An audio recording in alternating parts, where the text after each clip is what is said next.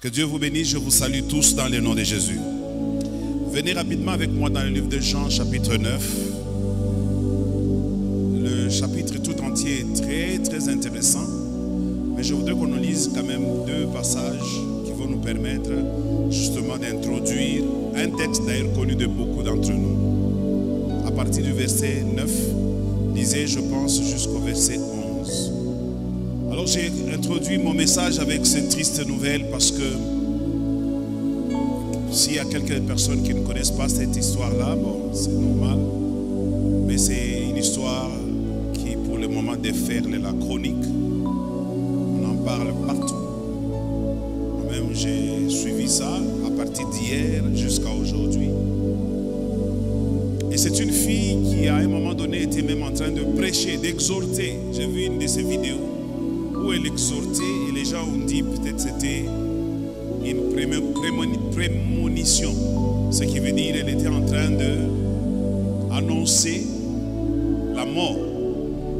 Elle annonçait sa propre mort. Parce que ce petit passage qu'elle exhortait, bon, malheureusement c'est en anglais, mais si vous l'aviez compris en français, si vous l'aviez vu, elle est en train de parler des choses qui ne dépendent pas de nous. Notamment des choses de la date de la mort, des choses concernant la perte des personnes très chères, en utilisant même le passage de Apocalypse chapitre 9, là où on dit ceux qui sont morts, leur mémoire ont péri, leur haine ont péri, ils n'ont plus rien de tout ce qui ils n'ont plus droit de tout ce qui s'est fait sous le soleil et consorts. Ça m'a donné matière à réflexion. Je me suis dit, bon, qu'est-ce que je vais comprendre dans cet événement? Parce que normalement, un prédicateur, c'est quelqu'un qui lit la société, qui essaie de découvrir quel est le message que Dieu donne au travers de certains événements qui se passent dans la société. Aujourd'hui, j'ai toujours discuté avec les anciens, avec quelques serviteurs aussi. Je me dis qu'il faudrait que nous puissions revoir notre façon de faire l'œuvre de Dieu. Parce que cet enfant était une chrétienne comme nous. Ça pouvait arriver à tout le monde. À moi comme à vous. Alors, je pose parfois 2 ou 3 questions qui me poussent à... Je suis en train d'introduire les thèmes et mon sujet. 2 ou 3 questions qui me poussent à me dire, nous devons faire l'œuvre de Dieu autrement. La première question, je me dis, il y a par exemple des passages dans la Bible qui disent, de tous ceux qui sont nés d'une femme, il n'y a pas de plus grand que Jean-Baptiste. Cette phrase a de sens lorsqu'on parle des hommes qui sont nés d'une femme. Mais lorsqu'il s'agit de personnes qui ne sont pas nées d'une femme, comme c'est le cas aujourd'hui de certaines personnes parmi nous, peut-être pas encore au Congo, parce que les Blancs sont arrivés à un moment où ils peuvent cloner quelqu'un, ils peuvent fabriquer un enfant dans les laboratoires sans que l'enfant ait connu des mamans, par la sémence du père, on entre dans un labo, et quelques 9 mois après, un enfant sort. L'enfant de son père et peut-être aussi de sa mère. Et si ces enfants-là sont-ils aussi concernés par ce passage de la Bible qui parle de tous ceux qui sont nés d'une femme? Est-ce que cet enfant-là est-il né aussi d'une femme? C'est un grand sujet, hein? J'ai parfois pitié pour vous parce que je ne connais pas très bien les niveaux spirituels de chacun d'entre vous. C'est un très grand sujet que je suis en train d'aborder là. Alors, il y a par moments aussi des questions du genre, lorsqu'une femme mariée est violée par des brigands, ils entrent dans sa maison, ils la violent devant son mari, et par malheur elle tombe enceinte. Qu'est-ce que l'Église, qu'est-ce que la Bible préconise en rapport avec ce genre de questions?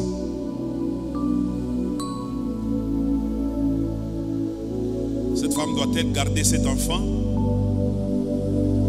Doit-elle l'avorter? C'est des questions que je pose. Je n'ai pas encore donné de réponse. Je sais que pendant que je parle, chacun a une idée de ce que je dois donner comme réponse. Parce que si moi je me mets à la place de cette femme violée, du mari de cette femme violée, voulais-je dire, et chaque fois que je verrai cet enfant, ça me rappellera toujours quelque chose d'horrible. L'aimerais-je vraiment comme mon propre enfant? Je ne sais pas. Mais la mère de cet enfant peut toujours l'aimer. Même si elle l'aime parce que c'est le fruit de ses entrailles, va-t-elle toujours l'aimer comme si c'était l'enfant vraiment qu'elle désirait? Dans ce cas-là, pouvons-nous parler de l'avortement?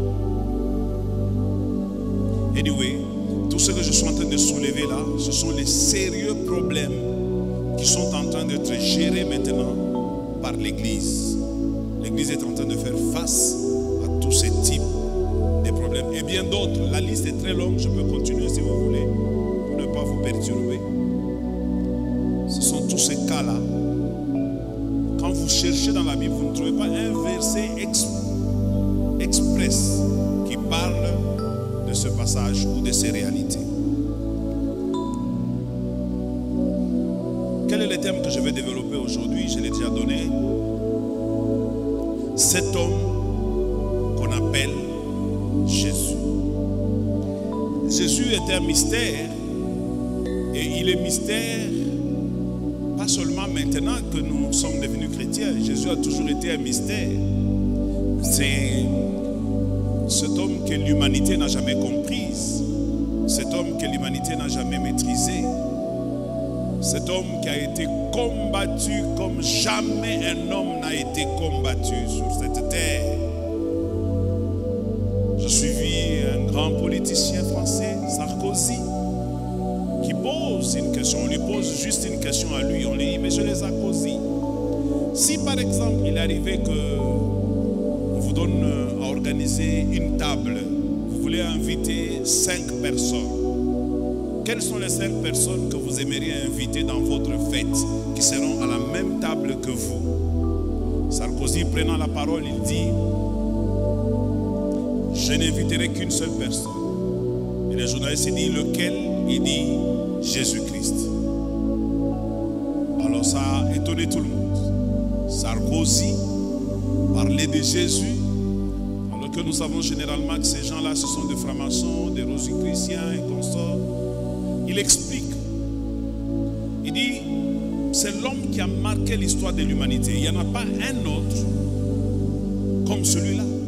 Je suis curieux de le rencontrer, de m'asseoir avec lui, de partager avec lui. Parce que l'humanité a combattu cet homme. Et pourtant, cet homme n'a jamais écrit un seul livre. Même pas une lettre à quelqu'un. Jésus n'a jamais écrit. Mais jusqu'aujourd'hui, il a réussi à entraîner plus de la moitié, je dis bien plus de la moitié de la population terrestre à le suivre. C'est-à-dire plus de 4 milliards de personnes qui sont sur terre sont des chrétiens. Sur un total de 7 milliards. Donc les non-chrétiens sont 3 milliards. Ceux qui confessent la foi chrétienne sont à peu près 4 milliards. Ça l'intrigue.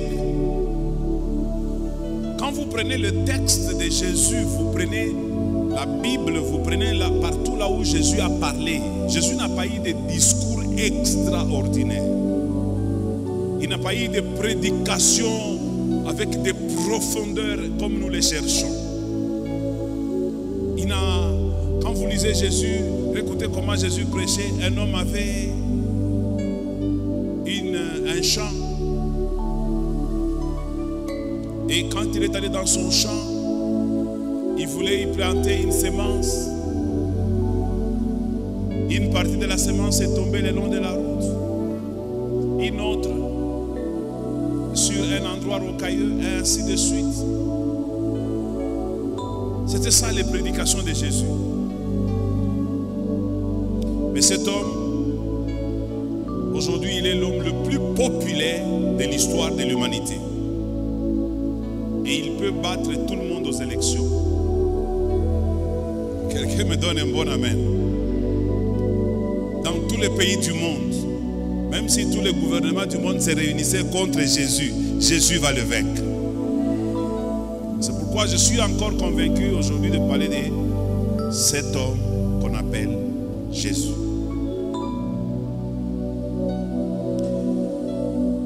Jésus, l'erreur que nous avons dans l'église aujourd'hui, c'est pour cela que j'ai fait allusion à l'histoire de cette fille-là, c'est que nous ne nous sommes pas adaptés aux réalités du moment. Et quand chaque fois l'église veut s'adapter aux réalités du moment, il y a toujours de ceux-là qui veulent que l'église reste dans les carcans de ce que l'on connaît dans la Bible. Si vous faites quelque chose, la première question que nous tous nous posons, est-ce que ce qu'il fait est biblique? Il y a une différence entre ce qu'on appelle biblique et ce qu'on appelle scripturaire. Je vais expliquer ça. Scripturaire qui vient du latin scripturare pour dire les Écritures. Il y a une différence entre la Bible et les Écritures. Il y a vraiment une différence. La Bible, c'est les livres tels que vous le connaissez, avec toutes les pages, avec les numérotations, avec tout ce que vous connaissez là. C'est ça la Bible. Mais les Écritures sont plus rapprochées à la parole de Dieu. Parce qu'il y a une différence entre la Bible et la parole de Dieu. Quelqu'un me donne un bon amen? Un jour, on est à Bien se voir, il y a un prédicateur qui vient et dit: est-ce que vous savez que dans la Bible, il n'y a pas que la parole de Dieu? Alors, nous étions au début de la foi, nous nous sommes levés pour dire non, pas question, la Bible, c'est la parole de Dieu dans l'entièreté. Il dit non. Il y a des paroles que Dieu a prononcées dans la Bible. Mais il y a aussi des paroles que les hommes ont prononcées. De David, de Salomon, de Méchac, de Abdenego. Et même Satan a eu à prononcer quelques paroles dans la Bible. Même des prostituées ont parlé dans la Bible, comme Rahab. Donc devons-nous prendre même la parole de Rahab là comme une parole inspirée ou bien une parole de Dieu? Est-ce que la parole qui est sortie de la bouche de Rahab était la parole de Dieu? Est-ce que quand Satan parlait à Ève, c'est la parole de Dieu? Ou bien c'est Satan qui parle? Parce que c'est là aussi les problèmes que nous avons beaucoup dans l'église. Alors, je vais mélanger ce que je vous explique avec les textes que nous avons lus. Normalement, si l'église ne comprend pas la manière dont le Seigneur dirige son œuvre, l'église risque de rencontrer ce qu'on appelle l'anachronisme, c'est-à-dire l'église risque d'être en contradiction avec le temps. Il risque d'être arriéré par rapport au temps.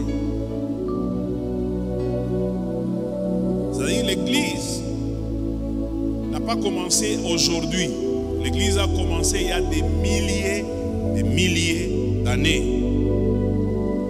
Si on prend cette église qui avait commencé il y a des milliers d'années, on prend tous ces gens qui étaient dans la première église, on les amène dans cette église aujourd'hui, ils vont nous prendre pour des païens, des sorciers et des démons. Prenez seulement l'église de la Odyssée, l'église de Corinthe, l'église de Paul, ces églises-là. On prend tous ces gens-là, on les télésporte, on les amène dans notre culte ici. Ils vous regardent. Ils me regardent. Ils disent non, non, ça c'est pas l'église. Ils vont sortir. Pourquoi? Parce que il y a une sorte d'évolution qui passe. Et si l'église a tenu jusqu'aujourd'hui, c'est simplement parce que Jésus lui-même veille sur son église. Si c'était les hommes, l'église de Dieu ne serait pas aujourd'hui ce qu'elle est. C'est Jésus lui-même qui veille sur son église. Aujourd'hui, vous allez voir les musulmans et les arabes. Non, qu'est-ce que j'ai dit? Les musulmans et les juifs. Ils s'habillent comme à l'époque de Moïse, d'Abraham, de Jésus. Avec des toges un peu comme moi. Ils s'habillent dans ce sens-là en disant, comme notre leader spirituel s'est habillé comme ça, nous devons aussi garder le même accoutrement. C'est pour ça que vous le voyez s'habiller tel qu'il s'habille là. Maintenant, la question que moi je me pose toujours, si Jésus revenait aujourd'hui, ou si c'était en 2024 que Jésus était venu pour sauver l'humanité, et que Jésus était congolais, ça pouvait être possible parce que Dieu est souverain. Avez-vous une idée de comment Jésus s'habillerait? Moi, je peux estimer, il s'habillerait en costume. Alors, l'image que nous tous nous avons de Jésus, c'est cet homme-là avec une tenue de l'époque. Alors qu'en réalité, il n'y a jamais existé de photo de Jésus. Même la personne que nous voyons sur cette image que chacun de nous avons de Jésus n'est pas la vraie image de Jésus. C'est-à-dire, nous n'acceptons pas aujourd'hui de voir un Jésus venir, par exemple, en jean. Voilà la touche shingishu na lota yesu mon pantalon na makechi. On a ça non. Ça, c'est parce qu'il y a eu évolution. Si Jésus naissait aujourd'hui, s'il était venu aujourd'hui, Jésus se serait habillé comme vous et moi. C'est comme ça, les gens de son époque ont eu du mal à l'accepter comme un envoyé de Dieu.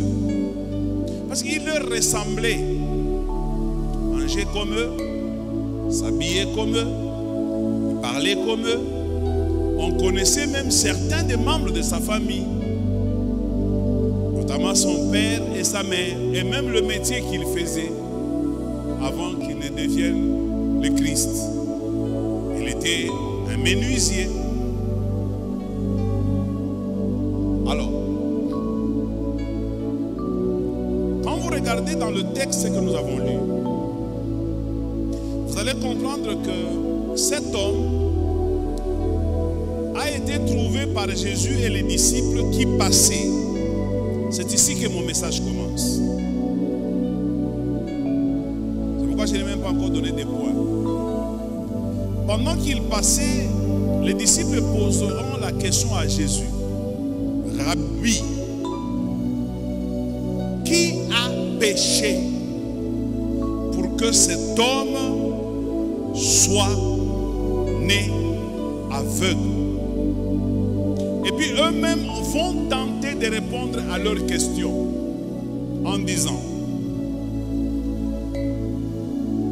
est-ce lui-même qui a péché ou ce sont ses parents qui ont péché? Donc ils ont posé une question à Jésus et ils ont délimité les manœuvres de la réponse de Jésus. Ils disent à Jésus, tu ne peux pas aller au-delà. Voici la question et voilà les réponses probables que tu as.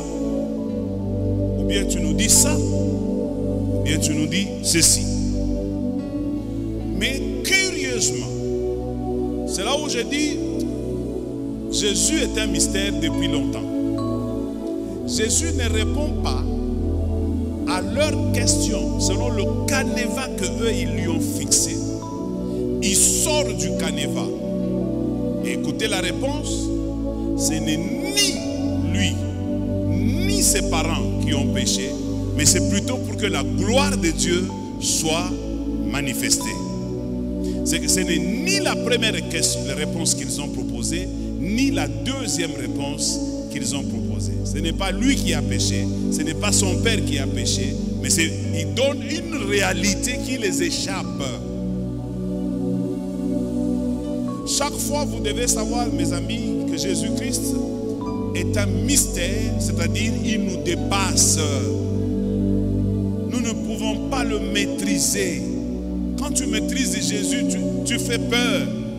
Tu deviens semblable à Lucifer. Il a pensé maîtriser Dieu. Ces gens-là, on ne les maîtrise pas. C'est des monstres. C'est des surnaturels. C'est des irréels. Le cerveau de l'homme ne peut pas le comprendre. Comme quelqu'un a dit, je crois que c'est Jésus qui l'a dit, excusez-moi, il a dit, si je vous parle de choses terrestres, vous n'arrivez pas à les comprendre. Quand sera-t-il lorsque je vous parlerai des choses du ciel, des choses d'en haut? Jésus aime tellement les hommes que je vais vous conseiller, avant de vous donner mon premier point, arrêtez de les réduire dans un carcan. Ma soeur, mon frère, ne réduisons pas Jésus dans un carcan. En le réduisant, nous l'étouffons. En l'étouffant, nous détruisons l'œuvre de Dieu. Et nous détruisons l'œuvre de Dieu. Excusez-moi, je parlais avec mon fils cet après-midi. Il me pose la question en rapport avec cette histoire. Bon, et puis on est sorti dans cette histoire. Il me pose la question sur un footballeur. Il me dit, papa, pourquoi Dieu peut favoriser un joueur musulman? Là, il faisait allusion à Lamine Yamal parce qu'il a presque son âge. Et le petit est en train de devenir peut-être les prochains meilleurs joueurs. Mais c'est un musulman, parce qu'il est né des pères marocains et des mères guinéennes. Je ne sais pas comment lui sait que c'est un musulman. Mais c'est probablement un musulman. Maintenant, le petit me dit, c'est toi mon pasteur. Mais comment Dieu peut me laisser moi, chrétien, fils du pasteur de surcroît, et aller élever un musulman? La question était très pertinente. Cela a renforcé mon enseignement de ce soir. Je me suis dit, non, nous devons faire quelque chose, mes amis. Nous devons évoluer avec Dieu. Ne gardons pas Dieu dans un carcan. J'ai dit au petit, écoute-moi. Dieu, il est amour. Il nous aime tellement que nous ne sommes pas en mesure de comprendre la portée de son amour. Et son amour n'est pas seulement à l'égard de ceux qui lui obéissent et qui lui appartiennent, même à l'égard de ceux qui ne lui appartiennent pas et qui ne lui obéissent pas. Ça, c'est l'amour de Dieu. Il ne fait pas un effort pour que ça soit comme ça. Pour que toi, tu montres ton amour à ta femme ou à ton mari ou à tes enfants, tu fais un effort. Mais Dieu ne fait pas, ne fournit aucun effort pour montrer qu'il est amour. Ce n'est pas qu'il cherche à vous prouver qu'il vous aime. Non, c'est sa nature. Il est amour. Ça, c'est sa nature. Quelqu'un me donne un bon amen. C'est comme ça que mon premier point, je l'ai intitulé « Cet homme de Jésus, il est amour ». Quelqu'un me donne un bon amen. Si nous prenons cette conception que Jésus est amour, même notre façon de regarder les autres va changer. Notre façon de nous regarder nous-mêmes va changer.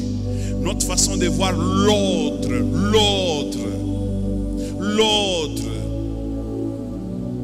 La maman de cet enfant qui est décédé a dit une phrase. Elle dit ils avaient leur slogan ou quelque chose comme ça. Il dit c'est elle et sa fille contre le monde entier. C'est qu'elle et sa fille font une coalition contre le monde entier. C'est pas correct. Ça paraît être correct, mais c'est pas correct. C'est ça justement le problème que nous avons. Cette femme a mal enseigné à sa fille.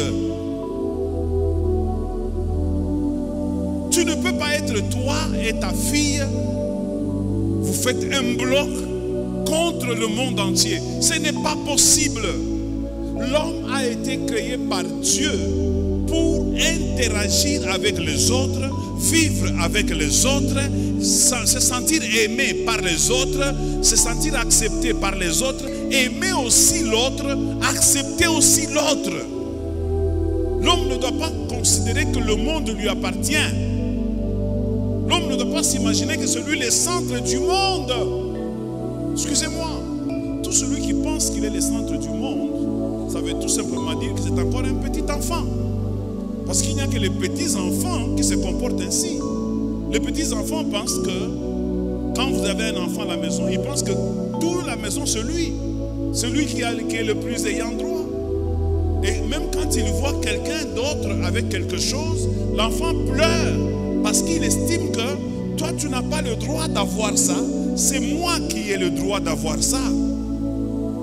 Un jouet d'autrui qui passe avec un enfant d'autrui, ton enfant commence à pleurer réclamant un jouet d'autrui. On appelle ça égocentrisme. C'est-à-dire, vous centrez le monde sur vous. Vous pensez que tout c'est vous. Frère, vous n'êtes pas le centre du monde. Le centre du monde c'est Jésus-Christ. Il y a un passage de la Bible qui dit, c'est lui qui tient le monde entre ses mains. C'est Jésus-Christ. C'est lui qui tient le monde entre ses mains. Pas qu'il contrôle le monde. J'ai dit, il le tient. Il le tient. C'est à lui. Toi, tu n'es rien. Tu peux partir. Tu peux mourir. Le monde va continuer. J'ai entendu cette maman pleurer en disant, je disais toujours à ma fille, si toi tu n'es pas là, je n'aurai plus de raison de vivre.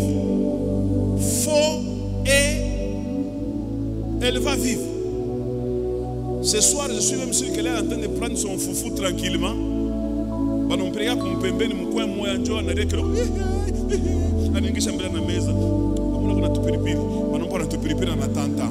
Quelqu'un me donne un bon amen. Alors, ayez aussi cette conception dans votre esprit que vous n'êtes pas le centre du monde. Le monde peut vivre sans vous. Il n'a pas commencé avec vous, il ne va pas s'arrêter avec vous. Quelqu'un me donne un bon amen. Alors, nous devons vivre dans un amour pour montrer que nous sommes réellement les enfants de Dieu. Quelqu'un me donne un bon amen. Parce que cet homme de Jésus, sa plus grande caractéristique, c'est qu'il est amour.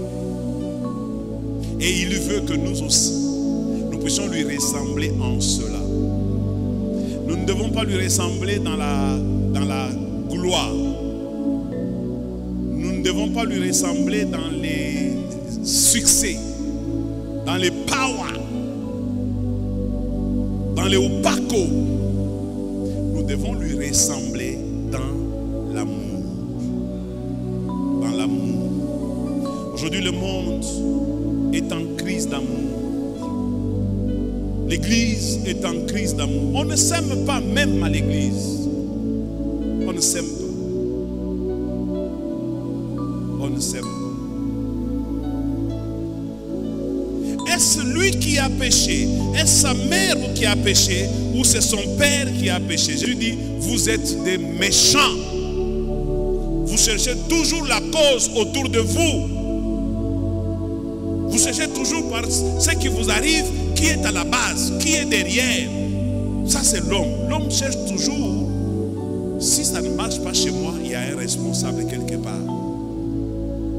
Ma soeur, mon frère, écoute.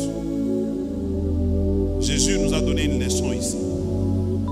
Que ce n'est ni son père, ni lui. Ce n'est même pas le péché de son père. Oh, c'est les liens de famille. Aïna mambo lien de famille. Tosha lien de famille. Oh, ni manzambi yangu mimi nifanyaka njoo ile nifikisho kuniko aina zambi. Yesu acha kufia kumsalaba, acha kubebaka manzambi yetu yote. Wewe utabakia na nzambi yako je? Oui. Ou alors nous disons des choses, nous nous contredisons sans savoir ce que nous disons. Si nous disons que Jésus a porté nos péchés à la croix, comment je vais encore garder un péché? C'est contradictoire. Je ne peux pas laisser à Jésus prendre un péché et je le garde en même temps. Ou bien c'est moi qui le garde, ou bien c'est lui qui l'a pris. Si Jésus l'a pris, donc moi je n'ai pas de péché. Même si vous voyez le péché à moi, mais moi je ne le vois pas. Jésus quand il me regarde, il ne le voit pas. Donc vous êtes les seuls qui voyez en moi le péché. Il y a des choses que nous avons arrêté de prêcher à l'église, comme aimez-vous les uns les autres comme Christ nous a aimés. C'est comme ça que nous on a grandi dans les choses de Dieu. Aimez-vous les uns les autres comme Christ vous a aimés. Les uns les autres, Dieu a tant aimé le monde qu'il a donné son Fils afin que moi je ne périsse pas et que j'ai la vie éternelle. Et la vie en abondance. Commence d'abord par l'amour en abondance. Quelqu'un me donne un bon amen? L'amour en abondance. Quelles sont les premières notions que nous enseignons à nos enfants? Quelles sont les premières notions que nous enseignons à nos enfants? L'égoïsme, l'égocentrisme.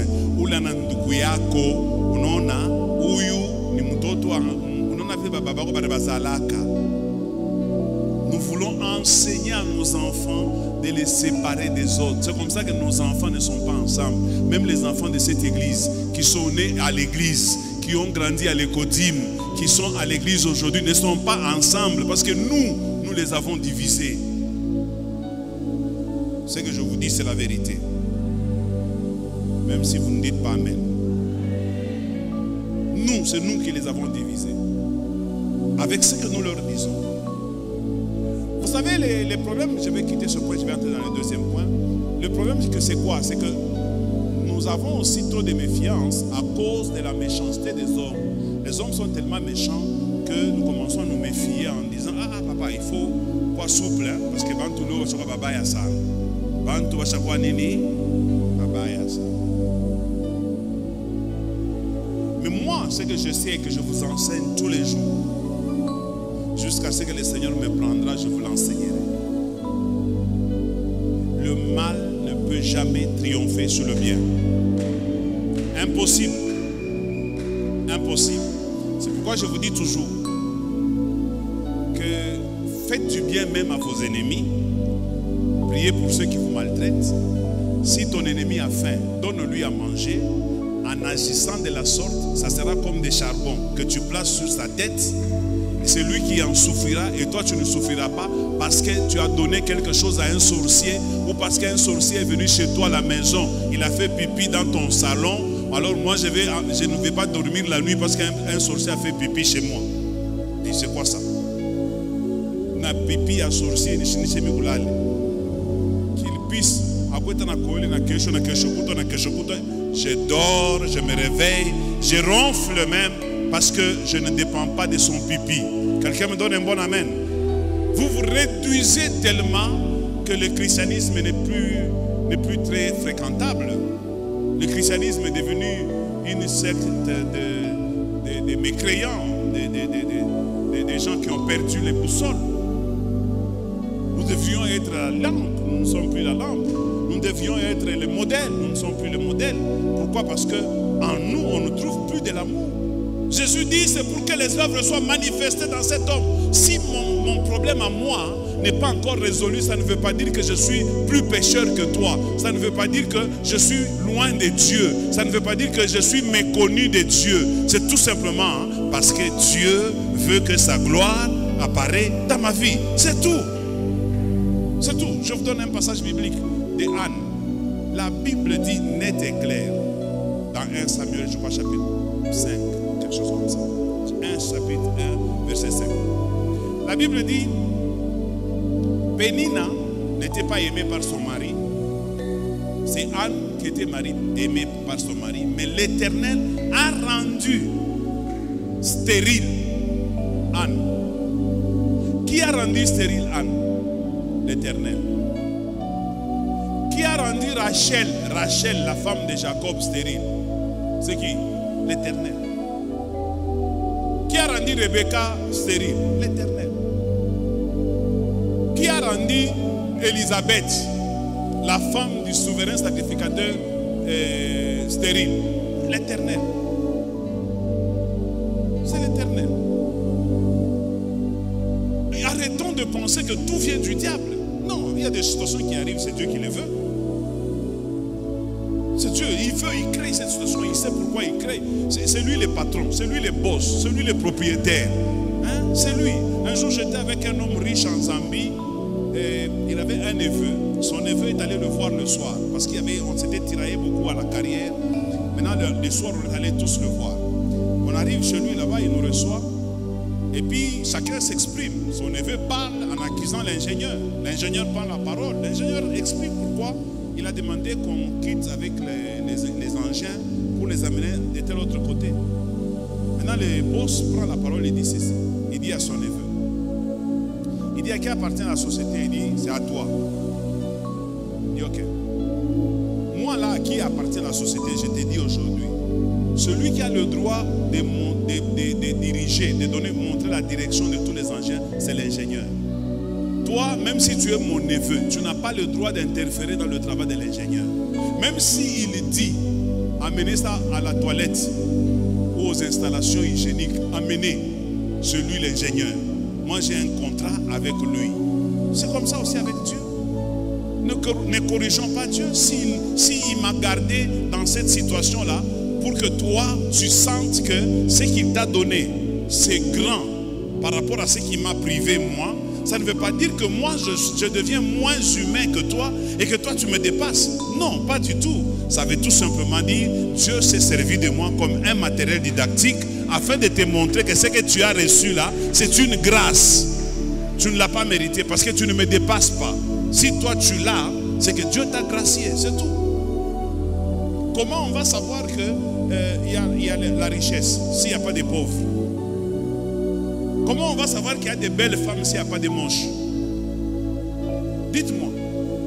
Comment on va savoir qu'il y a des hommes intelligents s'il n'y a pas de sots, des insensés? Alors maintenant, pour que tu évalues l'intelligence que Dieu a donnée à quelqu'un, il faut qu'il mette autour de lui des insensés. Comme ça, vous voyez les insensés, au moins vous comprenez que celui-ci il a reçu quelque chose de Dieu. Lui n'est pas insensé comme les autres. Quelqu'un me donne un bon amen. Nous appartenons à Dieu. C'est pour la gloire de Dieu soit manifestée. Le deuxième point que je vais développer, je crois que je vais m'arrêter par là. Peut-être avec la grâce de Dieu, je vais continuer mercredi ce message. Le deuxième point que je vais développer pendant les 10 minutes, c'est que lorsque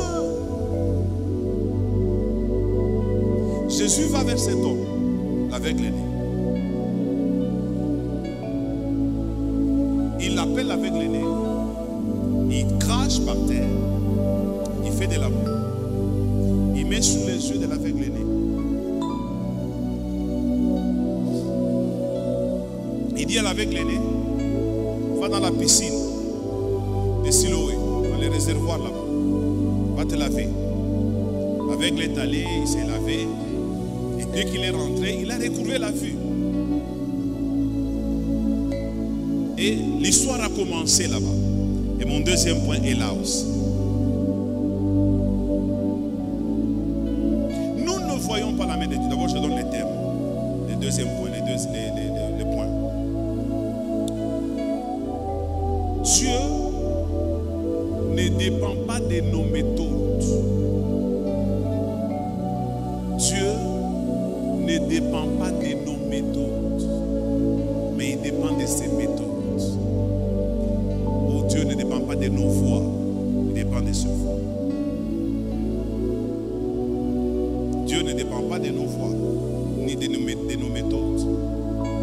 Beaucoup de gens ici n'ont pas encore vécu la main de Dieu. Pas parce que Dieu est incapable de les sauver ou de les guérir ou de les bénir, mais simplement parce qu'ils veulent donner la manière dont ils attendent que Dieu trouve solution à leurs problèmes.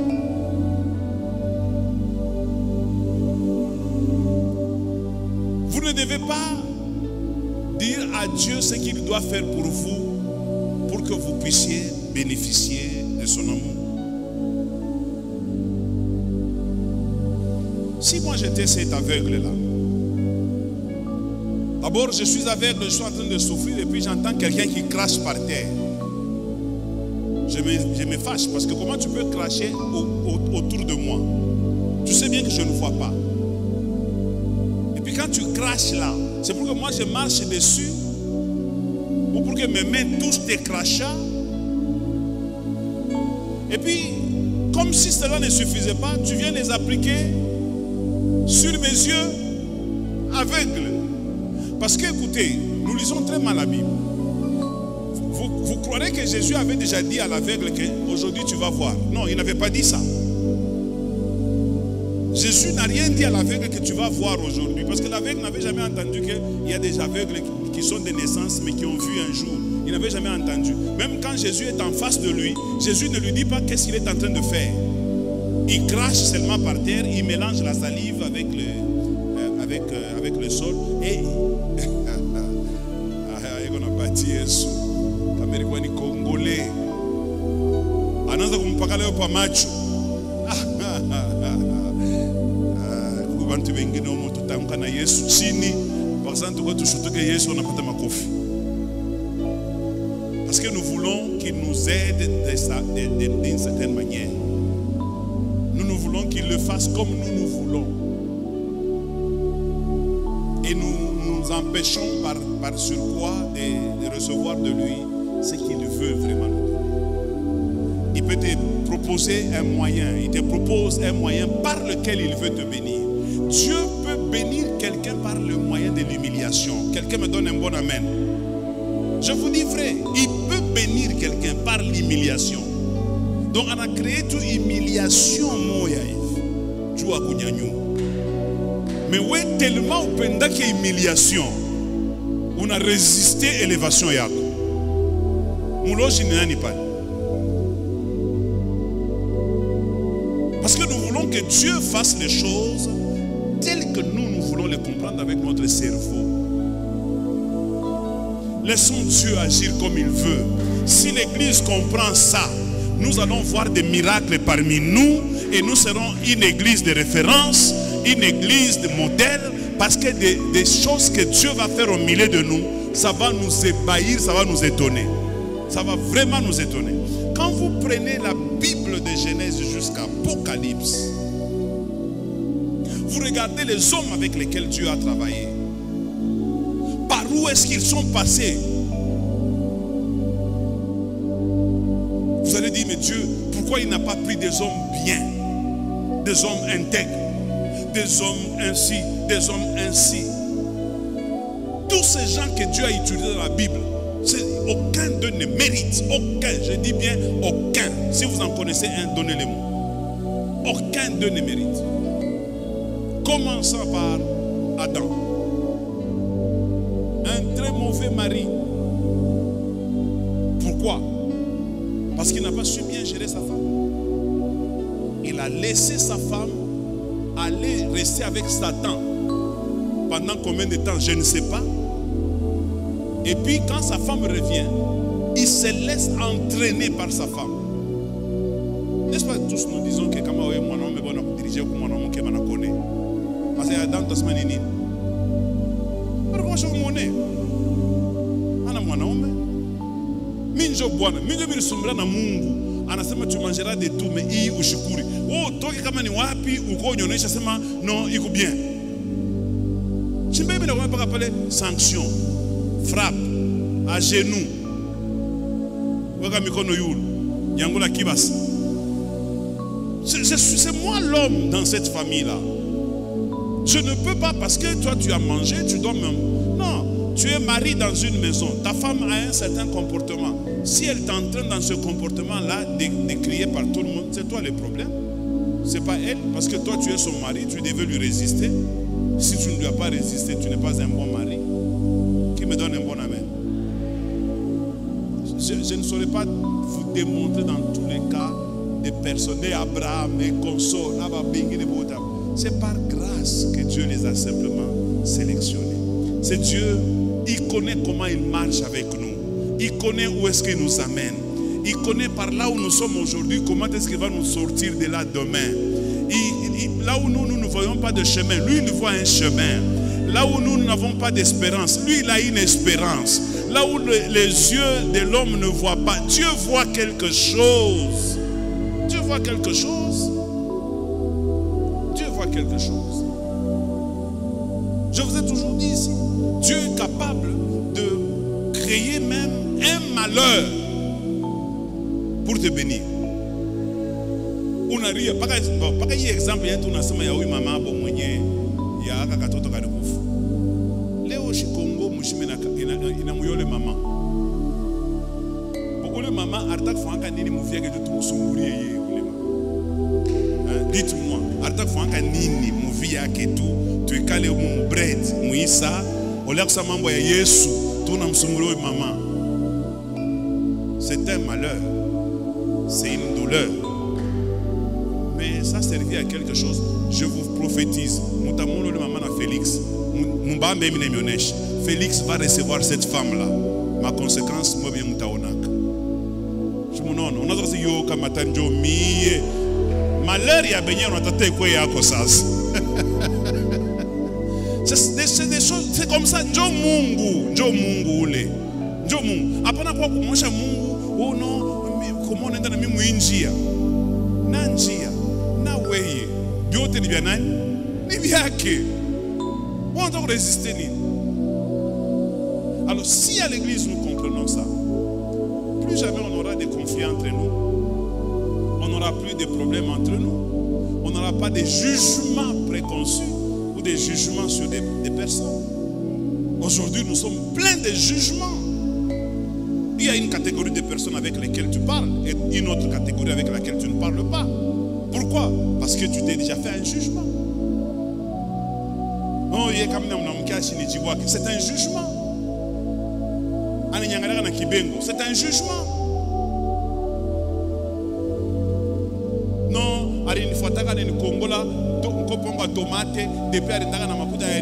c'est un jugement.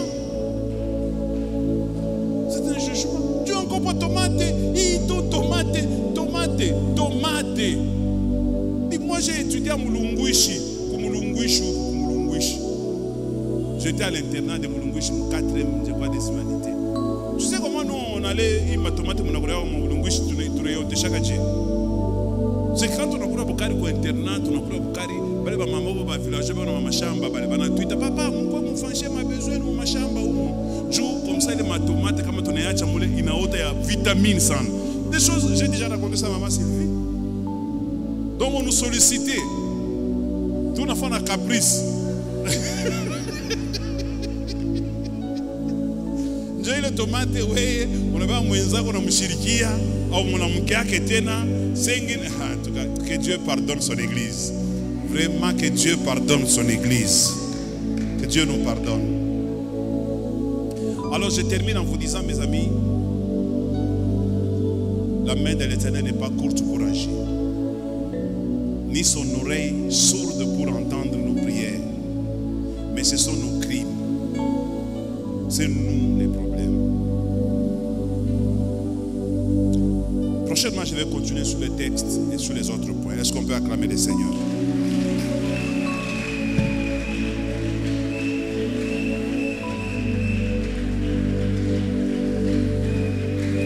Merci, on peut se tenir debout et puis on va prier. On va prier pendant quelques minutes. On va dire à Dieu, Seigneur,